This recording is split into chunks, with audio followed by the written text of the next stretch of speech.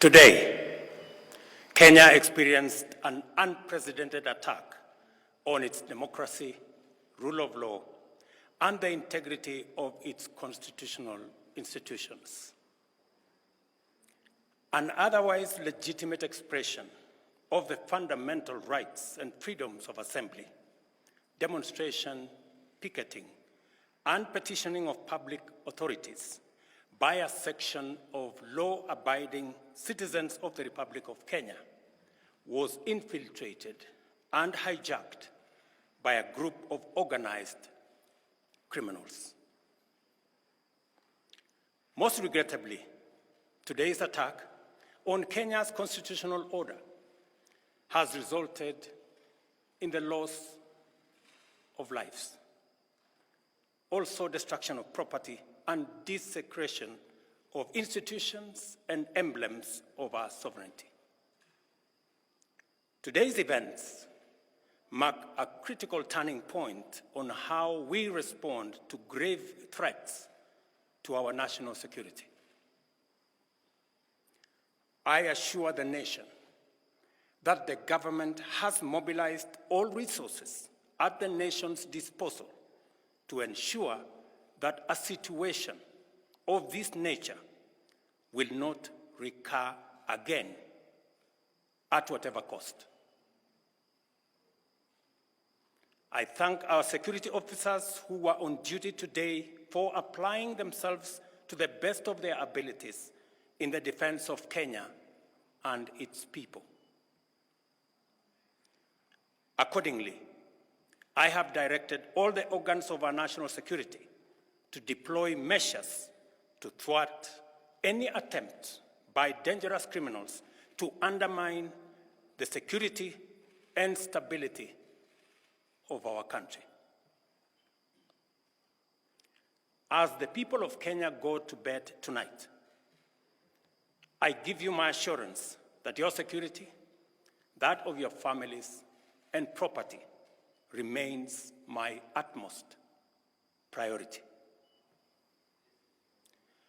To the young people of Kenya, who I must thank for helping our country organize our democratic discourse around issues, I thank you and assure you that the conversation you have begun around pertinent issues of our nation will continue to inform our policy and governance decisions. As I promised on Sunday, this conversation will not be in vain.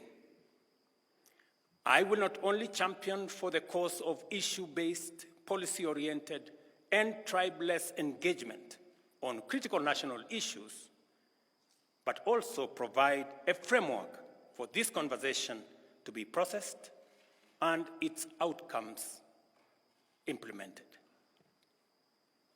However, our national conversation on any subject matter must be conducted in a manner that respects and honors the foundational values upon which our nation is established, namely constitutionalism, the rule of law, and respect for institutions.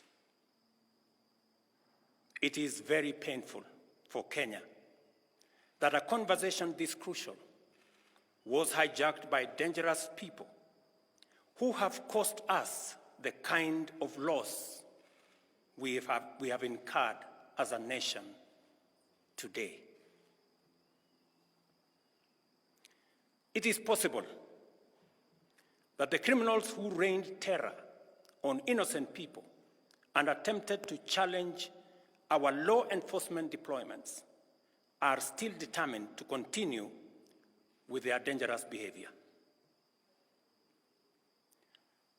I assure the nation of the government's determination to fulfill its constitutional duty of protecting the people of Kenya against all forms of harm.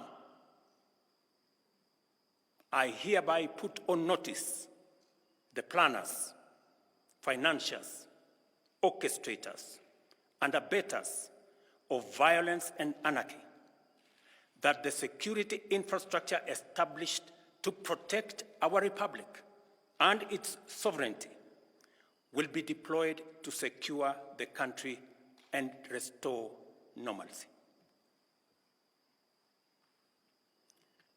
It is not in order or even conceivable that criminals pretending to be peaceful protesters can rain terror against the people, their elected representatives, and the institutions established under our Constitution and expect to go scot-free.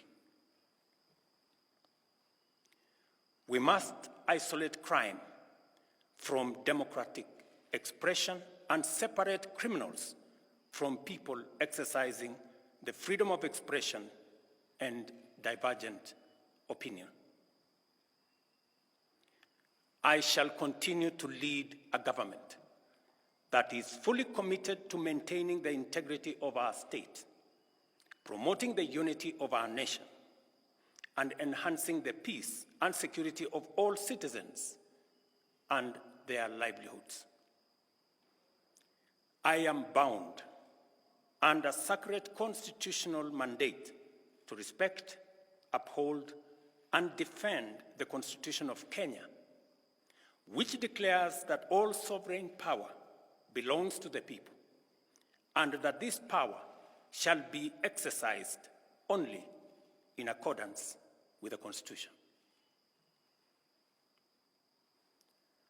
The government will therefore uphold its constitutional mandate to secure our nation and its development, and shall treat every threat to national security and the integrity of our state as an existential danger to our republic. Accordingly, I assure Kenyans that we shall provide a full, effective, and expeditious response to today's treasonous events. Thank you.